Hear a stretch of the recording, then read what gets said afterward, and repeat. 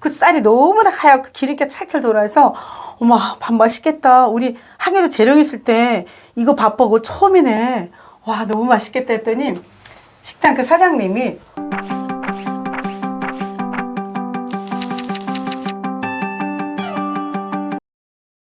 안녕하세요. 안녕하세요.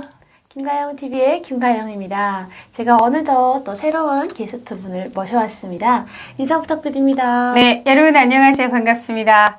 저는 자유가 좋아서 특히 노래가 좋아서 탈북한 금실은실 통일가수 최금실입니다. 반갑습니다. 금실, 은실이요? 네, 금실은실. 오. 동실은 아니고요. 네. 가수로 활동하고 계신다고 하니까 네. 왠지 이번 사연이 조금 더 특별해질 것 같다라는 생각이 들거든요. 아, 솔직히 노래 너무 좋죠. 그쵸. 우리 인생에서 노래를 빼면 재미가 없잖아요. 맞아요. 네, 기대가 됩니다. 그러면 네. 통일 가수로 활동하신다 했는데 네. 뭐 앨범도 내셨죠? 맞아요. 저는 지금 네. 그 3집 앨범까지는 오. 사실은 10년차 가수인데 지금 막 뜨려고 날개를 퍼덕거리면서 지금 날고 있는 중이에요. 뭐 노래 세 개 중에서 가장 인기 있는 노래가 있나요? 사실 제가 개인적으로 또 그리고 사람들이 가장 좋아하는 곡은 제 3집 앨범의 타이틀곡인 일편단심 민들레라는 곡인데 오. 이제 우리 일편단심 민들레 하면 조용필 선배님의 일편단심 민들레 야가 있잖아요. 네네. 근데 제 곡은 일편단심 민들레예요. 근데 이 곡을 사람들이 제목을 많이 좋아해 주시더라고요. 이렇게 초대해 주셔서 네. 저도 사실 너무 설레었어요. 아, 진짜요? 네, 유튜브 방송에 처음으로 아마도 또 탈북 유튜버 분들이 출연하는 방송에는 최초로 가영 TV의 첫 출연입니다. 오, 저도 진짜? 영광이에요. 오, 제가 감사하네요. 이렇게 진솔하고 그리고 뭔가 차분한 게 너무 좋았던 것 같아요. 감사합니다. 저도 팬이에요. 고향 어디시죠? 저는 사실 고향이 그 항해남도 재령이에요. 네.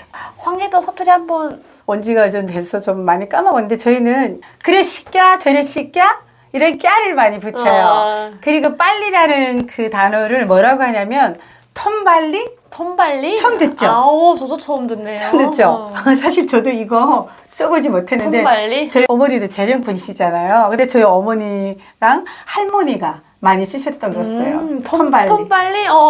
나름 빨리. 귀엽네요. 귀엽죠?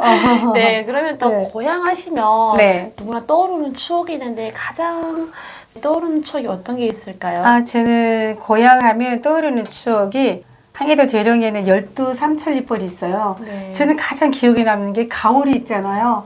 그 벼에사기 쭉 익은데 그 논두렁길을 따라서 막 걸을 때 와, 그때 너무 좋아요. 좋죠. 왜냐하면 그 가을에 벼이삭이 막 이렇게 출렁출렁하면서 그렇죠. 흔들흔들 할 때 뭔가 내 마음도 같이 가을바람에 이렇게 살랑살랑 흔들리는 것 같아서 고향 항해도 재령을 떠올리면 12삼천리벌의 그 가을 이삭이 막 이렇게 익은 그 논길, 논두렁 그런 것들이 막 생각나요. 그렇죠. 또 한국에서는 또 일부러 그런 것을 관광으로 가잖아요. 그쵸, 그쵸. 네. 그러면 다 황해도니까 네. 쌀은 배불리 드셨겠네요. 황해도 쌀 맛있잖아요. 그렇죠. 항해도 쌀이 되게 기름기가 지고 엄청 쌀이 투명하고 맛있어요. 근데 사실은 남한에 와서는 저는 사실 좀 에피소드 하나 있는 게 뭐냐면 식당에 갔는데 그 쌀이 너무나 하얗고 너무 기름기가 도는 거예요.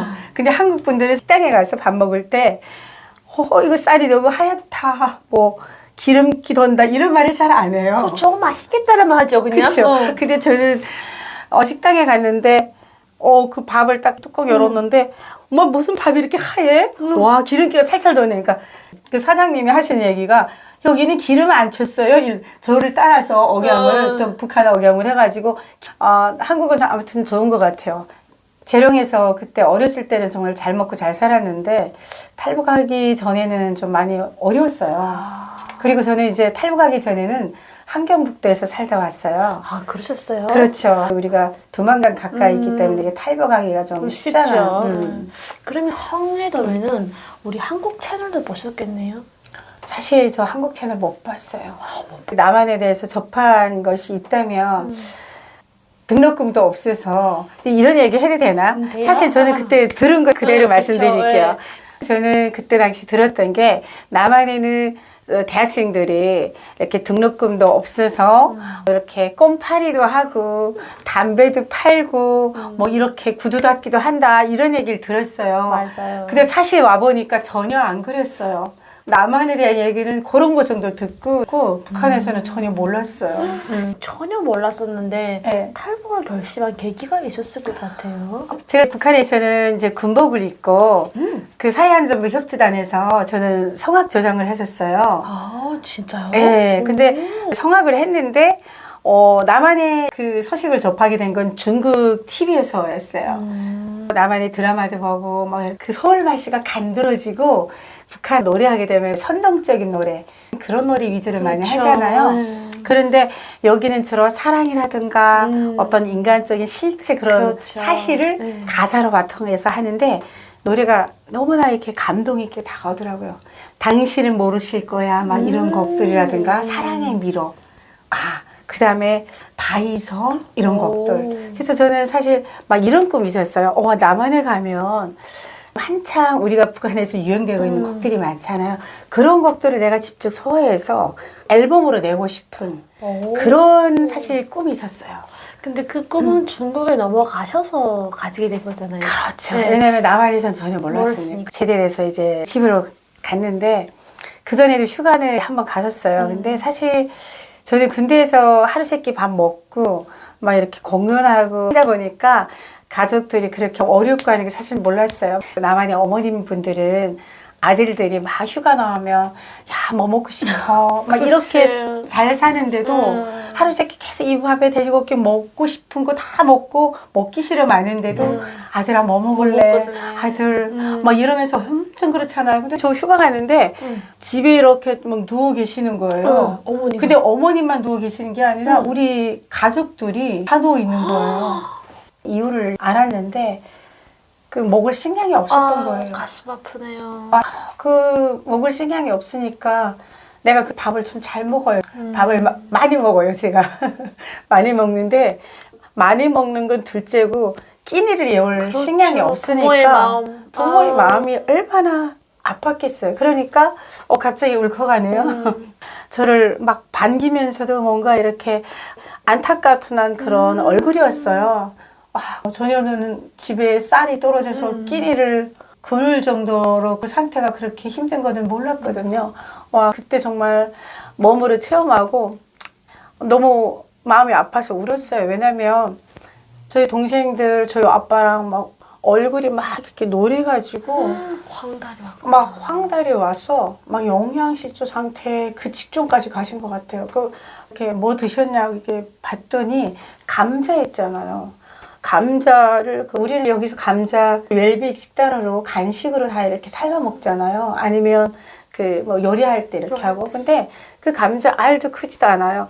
막 그 조그만데 그 감자 알들을 껍질도 안 밝힌 채 그걸 이제 그 가마 같은 데다가 해가지고 밖에다 이제 그 나무로 불 떼가지고 거기다 삶아가지고 그걸로 하루에 이렇게 하나씩 이렇게 하루에 하나? 예, 목숨이 끊어지지 않을 정도로. 왜냐면 우리가 물하고 아무것도 마시지 않은 채 그 사람마다 틀리긴 한데 일주일 정도 단식을 하게 되면 죽어요.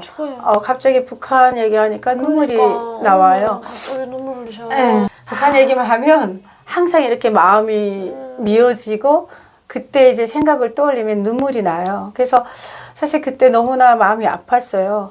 나는 군복을 입고 당의 어떤 유사상책에 당의 어떤 그런 선동 수단으로 이렇게 활동을 열심히 하고 있는데 내 가족들은 이렇게 집에서 감자로 끼니를 애우면서 이렇게 굶어서 죽어가고 있구나.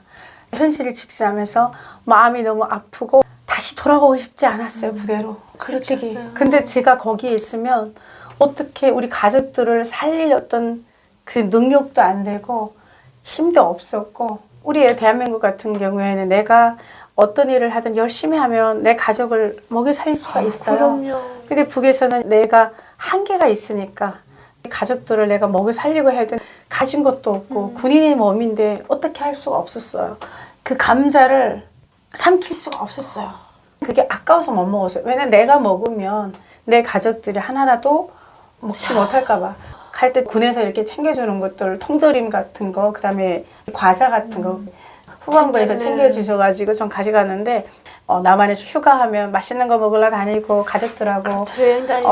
여행 다니고 하하히 웃으면서 이거 먹어라 저거 먹어 아 싫어 이러면서 그렇게 화기애애한 분위기를 누려야 할 대신에 저는 그 가져갔던 것도 어머니한테 드리면서 그걸 옥수수로 바꾸라고 그래가지고 그거를 좀 끼들이 열 정도로 어떤 그래도. 그 식량이 조금 됐던 것 같아요. 그래서 우리 어머니랑 아빠랑 그래도 금시리가 와서 우리가 이렇게 나달이라도 먹어보는구나 하고 우리 아버지가 저를 너무 고마워하고 대견했어요. 그때 생각하면 정말 또 눈물 나지만 탈북을 할 결심까지는 못했어요. 어머님은 저를 자꾸만 또 미셨어요. 우리 어머님이 되게 현명하신 분인데 저희 어머니께서 뭐라고 하셨냐면 너 중국 안 갈래? 어머니도 어이구. 남한에 대해서는 잘 모르시잖아요. 네. 중국에 가면 밥은 3끼 먹을 수 있고 그래도 돈도 좀 벌어오고 잘 산다더라. 근데 저희 어머님들 저를 중국에 보내고 싶었겠어요. 내가 아니면 누가 갈 사람이 없고 내가 아니면 누가 가족들을 살릴 어떤 사람이 없으니까 저는 그게 저희 가족들 보면 당장이라도 저는 탈북을 하고 싶었어요. 근데 제가 휴가를 왔는데 안 돌아가면 저희 온 가족이 무사하지 못할 것 같고 제대된 다음에 한번 생각을 해보자 하고 일단은 어머니 얘기를 마음에 새겨두고 다시 부대로 돌아갔어요. 근데 항상 가족들 그 감자 몇 알로 끼니를 이으면서 목숨을 연명해 나가는 저희 가족들 그 얼굴이 계속 떠오르면서 가족들이 막 이렇게 생각나서 밥을 먹을 수가 없는 거고 저 원래 밥 잘 먹는 사람인데 그 밥을 먹고 넘길 수가 없더라고. 그러다가 이제 제대돼가지고 어머니 저한테 또 얘기하시는 거예요. 금시라 전번에 휴가 올 때도 얘기했는데 너 아니면 우리 가족 다 죽는다. 혹시 몇 년도였어요? 90년도 후반대 된 것 같아요. 어머니가 하는 얘기가 뭐냐면 속수무책을 읽다가 그냥 앉아서 굶어 죽을 수밖에 없어. 그 위험한데 사실 갔다가 다시 돌아오지 못할 수도 있는 그 길을 어느 부모님들 막 또 밀겠어요. 그렇죠? 근데 탈북하시는 그 가정에 위험한 상황 없었나요? 위험했죠. 무작정 건너기보다는 아는 지인분 통해가지고 이렇게 그쪽에서 요구하는 그 물품 이런 거 주기로 했어요. 며칠 날 몇 시에 넘어갈 테니까 그때 원하는 물건을 다 넘기겠다 이래가지고 그날 이제 넘어왔어요. 넘어왔는데 그때까진 괜찮았어. 그러면요. 네. 탈북을 한번 하고 다시 또 북한을 넘어갔다는 거잖아요. 그쵸. 중국 어디 가신 거예요? 저는 도문 네. 그쪽에 갔어요. 그쪽에 뭐 누가 있었나요? 그쪽에 아무 사람도 없었어요. 이제 언니 한 번 만났는데 그 언니는 중국에 지금 2번째야. 자기 길 잘 안다는 거예요. 그냥 네가 두만 강 건너는 것만 섭외를 해야 그냥 강 건너서는 내가 안내를 하겠다. 그러는 거예요. 그래서 건너왔는데 언니가 그 물정을 잘 알더라고. 근데 너무 웃기는 게 뭔 줄 알아요? 너무 무서웠어요. 언니랑 나랑 지금 강 건너가지고 손 딱 잡고 막 길 걸어가는데 따르릉 하고 이렇게 자전거 소리가 나더라고요. 젊은 남자였어요. 딱 오던 게 북한에서 왔죠? 이러는 거예요. 네. 그래서 아니에요. 그러니까 아이 맞구만 이 신발이랑 다 젖었고 막 이러더라고요. 그리고 우리가 또 북한 사람 딱 보면 티가 나잖아요. 그렇죠. 어디 가요? 그래서 친척집 가요. 그러니까 친척 어디 있어요? 그래서 어디 있다니 거기 엄청 먼데요. 그냥 제가 아는 집에 갈 테니까 거기서 묵고 데려다 준대요. 들어갔어 그 집에 언니랑 같이 들어갔는데 그 사람이 데리고 간 것이 자기네 그 장모하고 그 장인 어른이 사는 집이었어요. 근데 아침에 되기도 전에 봤는데 언니가 없어졌어요. 언니 도망쳤어요. 어머 혼자서. 그 언니 너무 야속해요. 그러니까 이렇게 친한 언니는 아닌데 길에서 이제 만난 언니인데 그렇지. 뭐 중국은 본인 다 맞겠다고 했잖아요. 저를 버리고 도망치셨어요. 아유 어떡해요 그래서. 와 근데 그 언니는 이 사람이 우리를 팔아먹는 걸 안 한 것 같아요. 나하고 같이 도망치면 다 탈러나고 하니까 혼자만 도망친 것 같아요. 그래가지고 얼마나 야속한지. 근데 다음날 아침 너무 웃기는 게 뭐 화장품 같은 것도 가져오고 이렇게 과일 같은 거 가져왔는데 남자들 한 5명 달고 들어온 거예요. 사실 제 이야기는 어디 가서도 안 했었는데요. 남자들이 막 와서 이렇게 시커멓고 막 쳐다보고 저 앉아있는데 한 번씩 이렇게 뒤따보고 가더라고요. 그래서 엄마 왜 갑자기 무슨 남자들이 이렇게 오지? 그래서 거기 한 사람 딱 오는데 하는 얘기가 뭐냐. 자기가 돈으로 산다는 거지. 내가 농사지어서 일생 동안 버는 돈이래요. 네. 그거 주고 저 산대요. 그래서 내가 그랬죠. 저 북한으로 돌아가야 되는데 제발 저 가족들이 굶어서 돌아오길 기다리는데 저 제발 사지 마시고 친척집까지 데려다 주면 값 다 드릴 테니까 신세 꼭 갚을 테니까 저 여기서 시집가면 안 돼요. 저 꼭 돌아가야 돼요. 가족들이 저를 기다리고 있어요. 막 그랬어요. 울고불고 하니까 가만 생각하더니 뭐라고 막 둘이 쑥덕쑥덕 하더라고요. 그래서 그 사람을 데리고 우리 친척집에 간 거예요. 우리 그 친척이 그 사람한테 데려온 그 비용 있잖아요. 그때 돈 줬어요. 그래가지고 저 그때 팔려 안 가고 그나마 풀려났어요. 착한 분을 만났기 때문에 친척집과 데려다주고 인신매매 안 걸리고 가신 것 같은데요. 그렇죠. 그럼 친척집에 가셔서는 어떻게 하신 거예요? 그냥 배부르고 나니까 가족들 생각나더라고요. 가족들이 나 지금 오기를 기다리고 있잖아요. 제가 친척 보고 그랬어요. 뭐 돈 벌 일 좀 없냐. 그때 돈 벌 일이 여기는 농촌이라 여기는 돈 얘기하고 뭐 그런 거밖에 없대요. 그 친척이랑 같이 막 며칠 동안 일했어요. 그래서 좀 번 돈이랑 친척이 좀 보태준 돈이랑 다시 이제 북한 넘어왔어요. 와, 올 때는 대단한 게 뭐냐면요. 제가 이제 그 배낭 있잖아요. 우리 칸의 유명한 배낭. 그 배낭 하나 맸는데 그 배낭에다가 양복지 있잖아요. 그 양복지랑 뭐 옷감들 이런 거 그냥 무겁게 있잖아요. 제가 사실 키가 그렇게 큰 편이 아니잖아요. 아담한 편인데 그 배낭이 저만한 키. 일단은 내가 질 수 있는 것만큼 몸무게만큼 아무튼 다 졌어요. 지었구나. 저희 집에서는 와 제가 재폈나 생사를 알 길이 없었는데 이렇게 살아서 짐들 막 가지고 오니까 이게 다 돈이잖아요. 그래서 저희 어머니가 너무 기뻐하시더라고요. 그래가지고 그때 어떻게 했냐. 우리 가족들 다 데리고 동생만 아빠만 빼고 이제 가족들 다 데리고 동생하고 아빠 빼고 그 몇 명이에요? 그때 당시에 뭐 저희 그 남동생 네, 남동생 둘에다가 그 다음에 이제 저희 엄마랑 온 가족이 다 가는데 아버님이랑 동생분 한 분 하신 이유가 있을까요?